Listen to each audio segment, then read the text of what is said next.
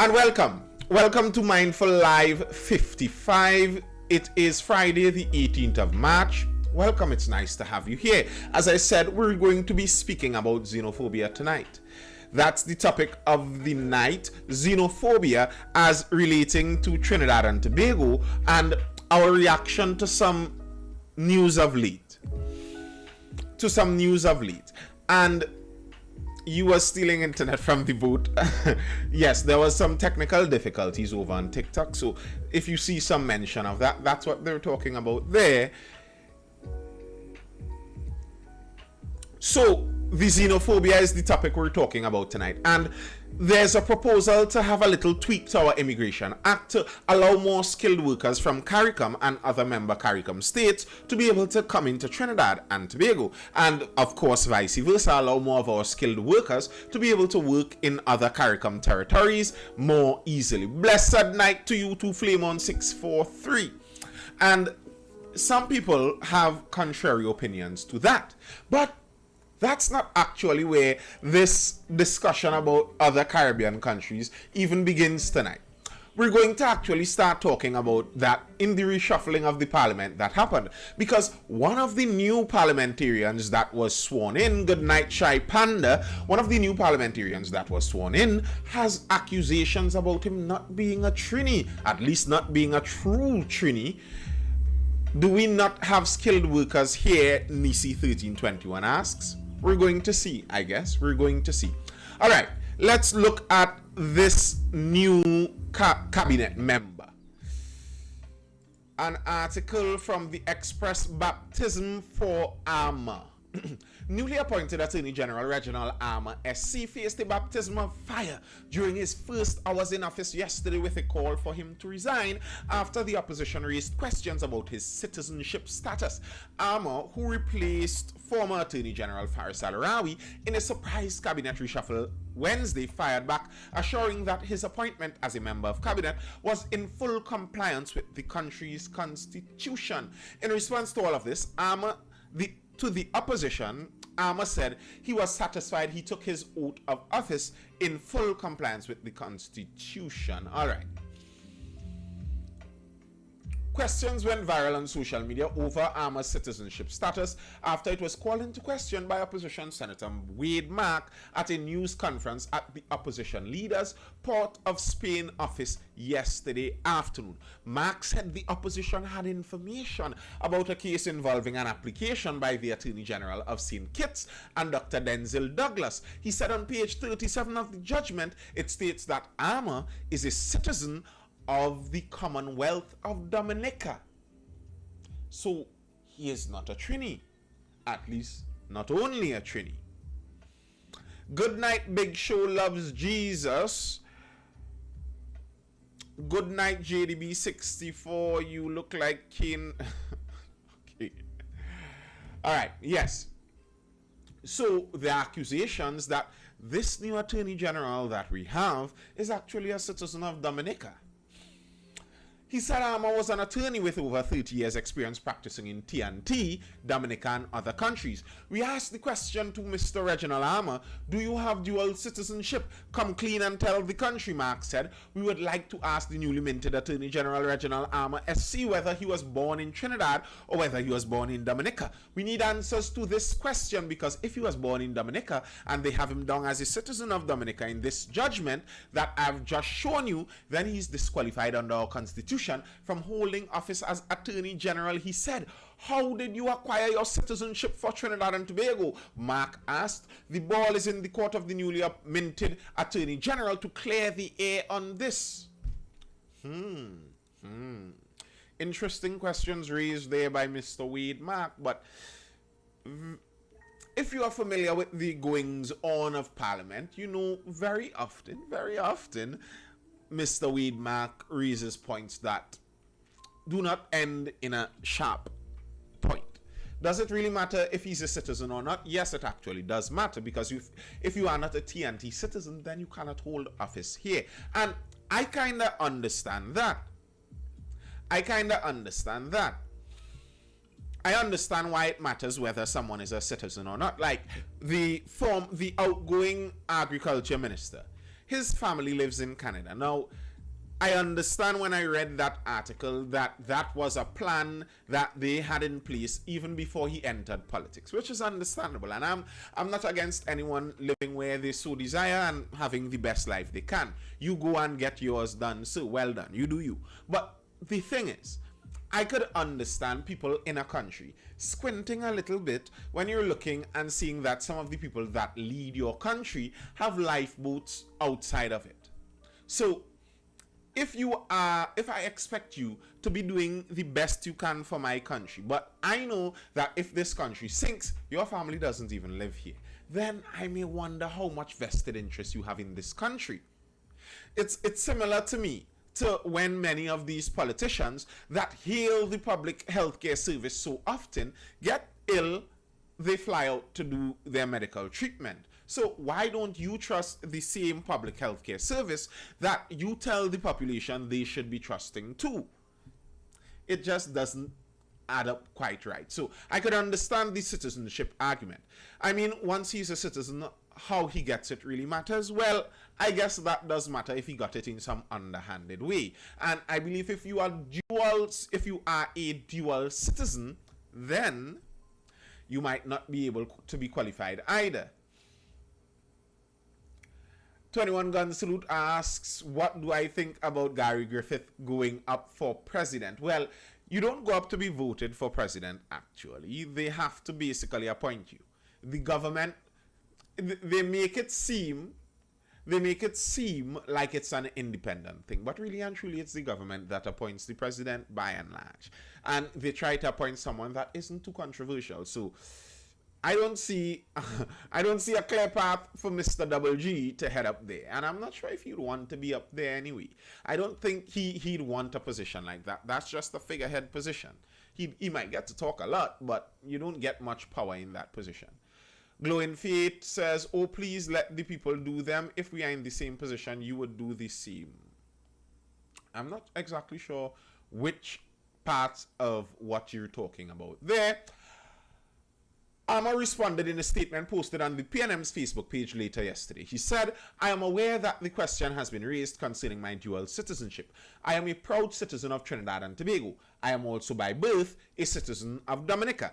I carry and use my Trinidad and Tobago passport proudly. I do not possess nor use a Dominica passport. In this regard, I am satisfied that I took my oath of office yesterday in full compliance with the Constitution of Trinidad and Tobago, which I am sworn to uphold. So, there you have it. That's it right there. That's it right there. The question is answered.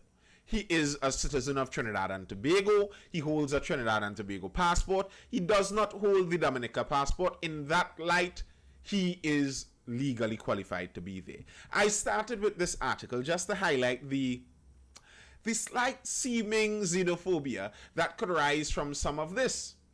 Because this is in line also with some of the other discussion that the opposition has been having based on the proposed change to our Immigration Act.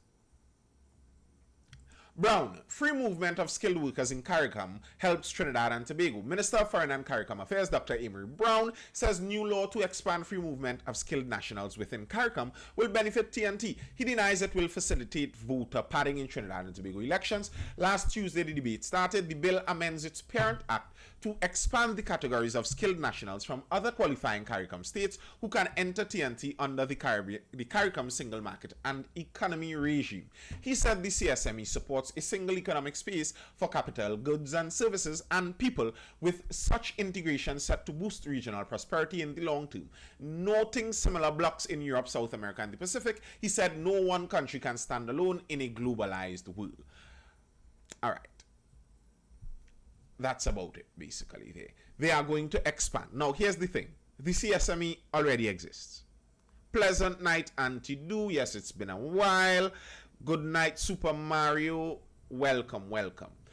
Yes, the CSME already exists. But what this proposes to do is increase the categories of skilled workers that can enter the country. Because I believe the categories right now are 5, and the proposal seeks to raise it to 10, if I remember what I read correctly.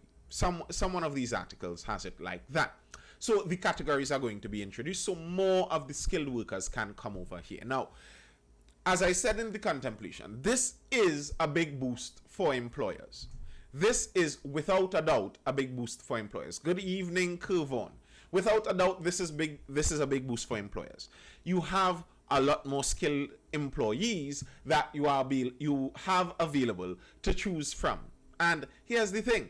Many of the times, if someone travels from one country to the next, that's someone who very often would be a little more serious about the work. And that's why very often in most countries, migrants do exceed the local residents when it comes to performance in the job market. So you as the employer, you're going to have the choice pickings of more skilled labor. That's a good thing for the employer. Now, does it help the general worker? Does that help the general worker? Now, in the grand scheme of things, it may help the economy, which can trickle down to helping the everyday citizen. Wasn't that something our late Prime Minister was putting in place? Yes, it was something that he did put in place. The CSME already exists. They're trying to expand it. And yes, as I was saying, having a stronger economy will help the regular citizen in a trickle down effect, but the direct competition for jobs might be the problem. And here's the thing, it's not just random immigration, it's immigration of skilled labor. So it's going to be competition for skilled labor within the country. Now, when you do this, in terms of Trinidad and Tobago as an entity by itself, Trinidad and Tobago, I think, is actually going to get more benefit. I am talking about the expansion to our Immigration Act, Malcolm Lewis, and the proposal to allow more CARICOM residents to be able to enter the country. Skilled workers from CARICOM. Now, as per usual, as you asked that question, for anyone in the chat, in the live, if you missed peace and you'd like to catch back up on what you missed, you can feel free to head over there to YouTube, my channel over on YouTube, Nathan Springer. Be sure to subscribe and you'll be able to catch all other 54 of the Mindful Lives, see what exactly they were about, and also be able to catch up on the one if you missed this one also. It streams live over on YouTube too, and you can catch it and repeat whenever you'd like to. And the articles that I am reading actually scroll behind me while I'm reading on YouTube, so there is that benefit there too. All right. So yes, as an entity, I think Trinidad and Tobago will benefit from this, because what generally happens when you open up that kind of immigration inside of this place, inside of the Caribbean like that, the people with the strongest economy attract the most workers, the most skilled workers, the best workers, the most resourceful workers, because the best workers would notice that they would go to the best economy and they will be rewarded best for their labor. And what you generally have then is a boosting of the Trinidad and Tobago economy. That's a fact. That's true. But if you don't exist within the level where you could feel that boost, where you could actually hire someone of these new skilled workers, if you are not at that level and you are at the level of trying to get a job as a skilled worker yourself, it will just increase the competition. That is also a fact. That is a fact. So now, the balance of whether the increased competition versus the boost in the economy, which one of them would weigh more on you, I am not sure. And I guess that may all depend on where you are in the economy right now. But this also gives us the opportunity to travel outside. This gives more people within Trinidad and Tobago the opportunity to carry their skills outside of Trinidad and Tobago, inside of the Caribbean, inside of fellow CARICOM member states. And that's a benefit. The thing is, though, that many of these other fellow CARICOM states don't have as strong economies as us, but that's not to say there aren't opportunities that may be abounding there. And this is, I think, for those who have the more entrepreneurial spirit, etc., this may be more of an opportunity for them. For many of us who prefer to just be the company guy, and there are some people like that. I call some people company men, and I guess that's fine. Some people, they like that idea of being employed by a company, having that safety net, and somebody else seeing about all that headache business. They just want their salary monthly and to get the benefits of that. And okay, probably for some of those company guy more kind of people, it may be more difficult because the competition is coming. That is where the competition is coming. The UNC does not support it. Surprise, surprise. UNC not supporting dangerous Caribbean immigration bill. The United National Congress has said it will not support the Immigration Amendment Bill 2022. The warning was issued by the opposition, Senator Wade Mark, during a conference. The proposed amendment, we know that the government is ultimately seeking to expand the categories of skilled nationals from CARICOM that can apply. We know that too. This will benefit artists, musicians, sports persons, media workers, professional nurses, teachers, artisans qualified with the Caribbean vocational qualification or equivalent, holders of associate degrees or equivalent, domestic workers with Caribbean vocational qualifications, agricultural workers, or security guards. Didn't I count 11? Someone said 10, but that seems a lot like 11. So these are the categories outlined here. These are the categories that they are seeking to open up for fellow CARICOM members to be able to enter our country and do this job. Artists. Now, this, I think some of these are already there, but some of these are kind of obvious that they should be there. Artists. I don't think welcoming other Caribbean artists to come to Trinidad and Tobago and work is going to damage our music scene. Musicians, same. Sports persons, same. Media workers, I think same. I think at least those first four, pure benefit. Professional nurses, and I think this this could do an injustice to some other Caribbean member states, CARICOM member states, because we could end up brain draining them of some professional nurses. But it provides that opportunity too. Teachers. We hiring teachers from outside, we crazy. Now, this opens the opportunity to do so. But I do not think that teachers from outside would be able to come to Trinidad and Tobago and necessarily jump the line. Remember, there's a teaching service commission. So I don't know exactly how the process would work, but I'd guess if you're a teacher and you want to teach in Trinidad and Tobago as a CARICOM national, you would at least have to go through the teaching service commission, which has an order to things. So it's not like they're going to leapfrog local teachers anyway. And if there's a glut in the market for that, it's not like they're going to have the opportunity to do it. So I don't see that as being a takeaway. I like that opportunity. And here's the thing. It goes both ways. But there are teachers here who still trying to get work. Exactly, Nisi 1321. Maybe there's a nice school somewhere out in Montserrat. Well, I don't know. Is Montserrat CARICOM? I think.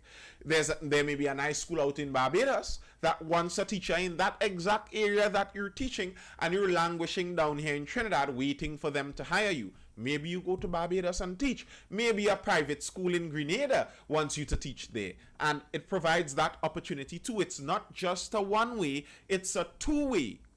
So now, if that happens, it provides the opportunity for them to go and teach. Are other CARICOM states adopting these changes? I believe Jamaica already has, and I'm not sure for all the rest. I think it's being pushed. I don't know for a fact that all of them have. Artisans qualified with Caribbean vocational qualification or equivalent. So qualified artisans. Now, isn't that sensible? Don't you think that those people who make the leather slippers, who make their little carvings out of the coconuts, who are on the beach selling their chains, if you knew me in my earlier 20s, you'd know that I really like natural jewelry. I was covered in beads. I like beads. I still have all, well, not all of them, but quite a few of them there. All those people who make those beads and put all their effort into these artsy stuff, the artisans out there, artisans can now travel, and they can travel to fellow CARICOM states and work. Isn't that a good thing? Next, other than artisans, we have holders of associate degrees or equivalent. Now, this is broad. I saw Canada and USA were doing something similar to this. Well, Canada and USA kind of always do that. The US has a really unfair advantage where they're able to, as it were, cream off the top of all the world and bring it into their country. So look how many tech CEOs inside of the United States are Asian. Look for that. Look at that. But yeah, they do that. After the artisans, Crimac says fix us first. That's I understand that statement. Fix yourself first. You fix internal first and then go outward. But how do you mean fix us? How exactly do you mean fix us? When you say fix us, what do you mean? What do we need to do before we would allow our artisans to be able to freely go through the Caribbean and sell? Are you hiring? Maybe. What must we do first? What must we do before our soca artists are free to go up the Caribbean and sing, and we are free to invite other CARICOM members down here to do the same? Or musicians. I'm a musician too, and if you as a musician, if you could tour the Caribbean, that helps you a whole great deal. That actually makes making a living off of music much more feasible.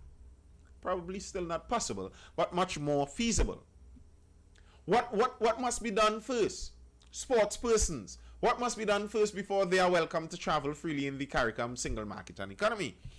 Media workers. That's the thing. I understand that Trinidad isn't a perfect place. I regularly speak about all the imperfections, the warts and all of Trinidad and Tobago. But what must we do what must we fix before we could do this thing? If this is a net positive by itself, I don't see why we should hold up on doing something that is net positive by itself just because there are some other negative things too. Curvon says, I don't oppose the idea, but I am concerned about the impact on wages. Yeah, there may be an impact there, without a doubt.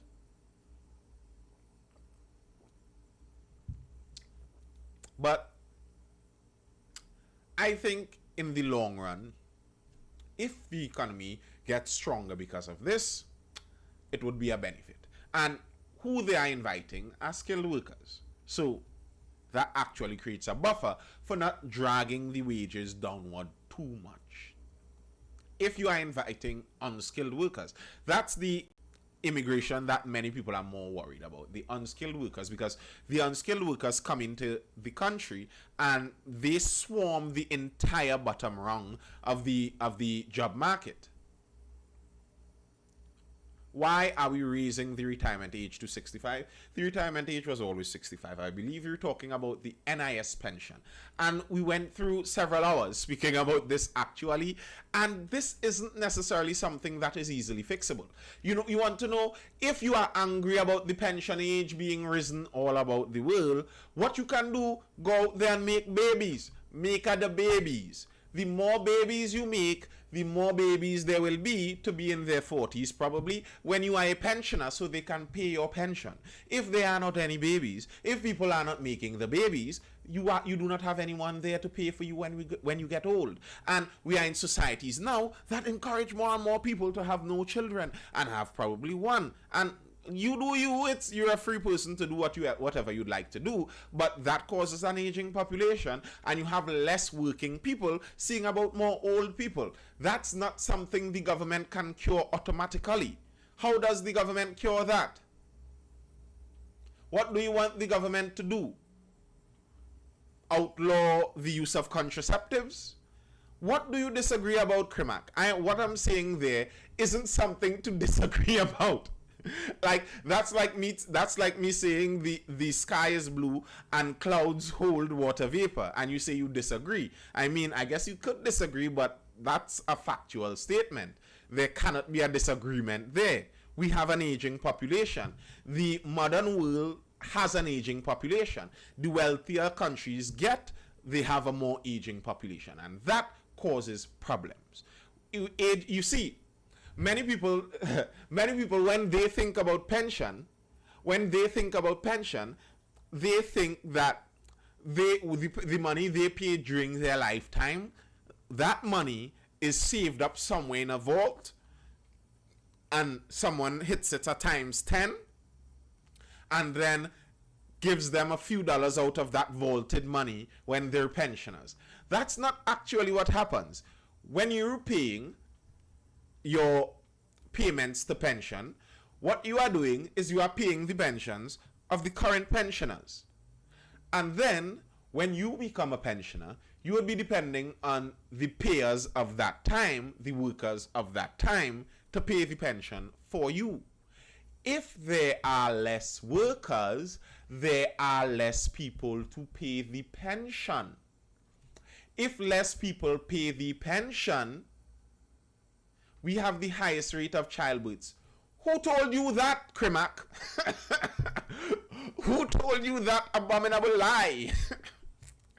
I would like you, Mr. Crimac, or Miss Crimac, I don't know which is which. I would like you, Crimac, to go look at our population number in 1991, probably 1993, and then look for our population number in 2003, and then look for our population number in 2013, and then look for our population estimate for 2023. And you tell me and you tell me what you think Trinidad's birth rate is. You tell me how many Trinis are coming out there. We do not actually have an exceptional birth rate. We do not. We do not have that many children being born, and we also have quite a few people emigrating. So we do, our population, on the official statistics, they have us as 1.3 million for like what, the last 2-3 decades. Since I know myself, the population size of Trinidad is 1.3 million. I say 1.4 million now because you see some things, some places, and you kind of glean that, but most places still have the official number as 1.3 or 1.35 or something to that effect. Well, we could adopt. Well, adopting doesn't adopting doesn't create new babies. So adopting is great for the babies that exist that do not have caring homes to live in, by all means, but adopting doesn't create new babies. Sylvester Singh says we have a lot of persons receiving pensions and never paid PAYE. Well, you see, there's politics in this. There's politics in this. The pension, the old age pension that we get, is actually a grant. That is not a pension. The the PNM government of Patrick Manning wanted to, and I believe they changed it. They changed the name to a grant because that is actually more accurate of what it is.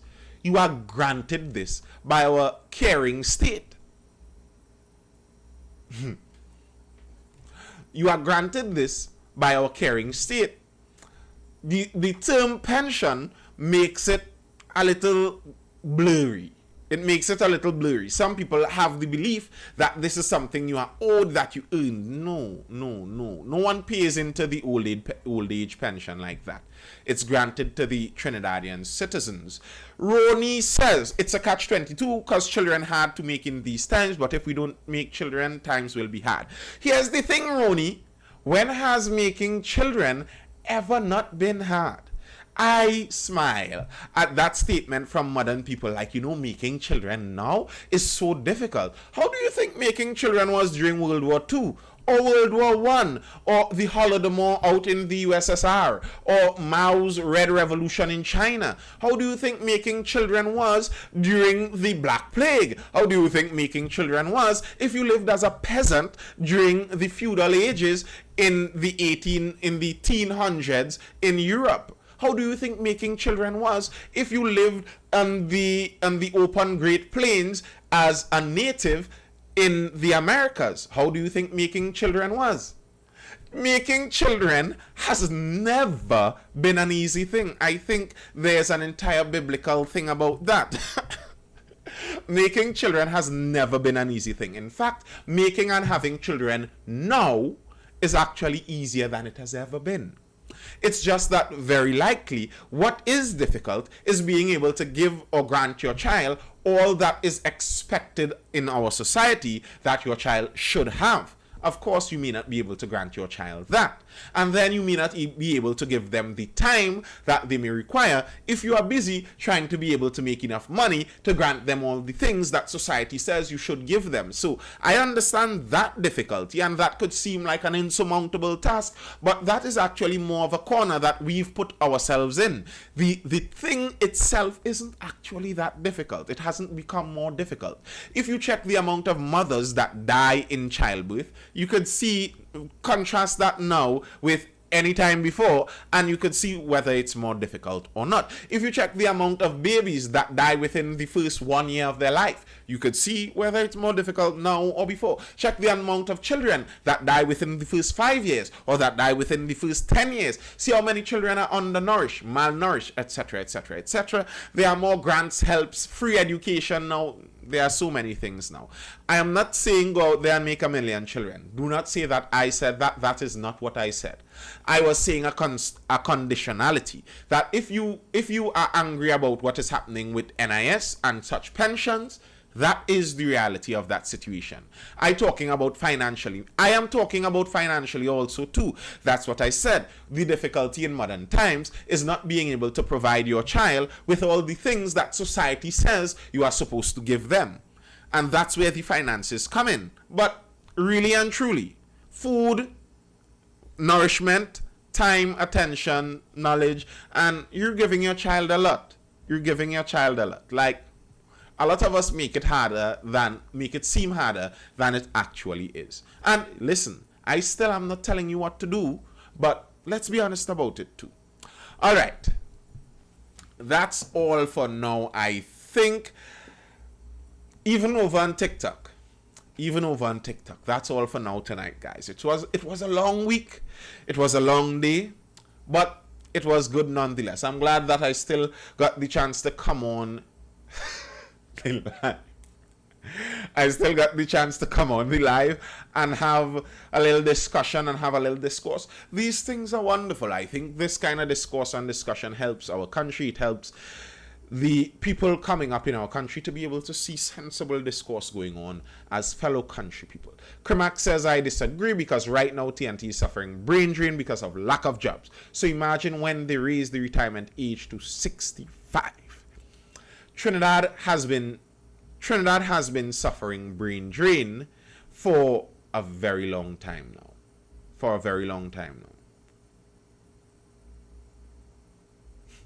Trinidad has been suffering brain drain for a very long time now. It's a fault of circumstance. We do not have the ability to make the amount of jobs to make the possibilities that people can get elsewhere. For example, what I am doing right now, me sitting here speaking about current events in Trinidad and Tobago. Let's say I can speak to 1% of our population. 1% of 1.3 million. That's going to be what? 1,300 or 13,000, somewhere around there. I'm not the math springer, don't judge me. But if I could speak to 1% here, that's, let's say, 13,000. That's the 1% right here. But if I go to the United States and I could speak to 1% of their population about a topic over in the United States, that 1% is going to be, what, in the millions? 3.5 million people. And the ability I would have to scale anything I'm doing and make a lot more money is just a lot more in those other countries. That's just reality. We're at 1.4, sir, going to 1.5. Where did you get that, Kremat? Could you tell me where you got that information about us going to 1.5? Where is that information available? I'd like to find it. When you drop that there, then I will be saying goodbye and good night. Where's the information on us going to 1.5 million people? What you waiting on? Roni. Right. We are at 1 point. Kremak, where did you go? Where did you go, Kremak? You're holding me back. Kremak, you're holding me back. Where's that information? Where's that information acquired that we are heading to 1.5 million people? Because I don't think I've seen that anywhere. Why, Nathan? Why are you leaving us so early? I said that numerous times because it was a long week and a long day. Well, you say it easy, innit? I never said it was easy, actually. I never said it was easy. I said it was always hard and it's easier now than it has ever been before in history. I never said it was easy. Never. Never. I never said it was easy. That's not what I said. Let's do like Rooney. Stay until 1 a.m. Props for Rooney. Props for Rooney. Where did Crimac go with this information? Crimac, how can you come here? Put this bit of information. I'm asking you to drop a source for it. Just point me in a direction, and you aren't doing any of that. All right. Good night, folks. It was nice. It was nice. I hope you were educated, informed, or entertained. And I will see you again Monday for the next Mindful Live. But worry not. There are contemplations on the weekend too. Peace.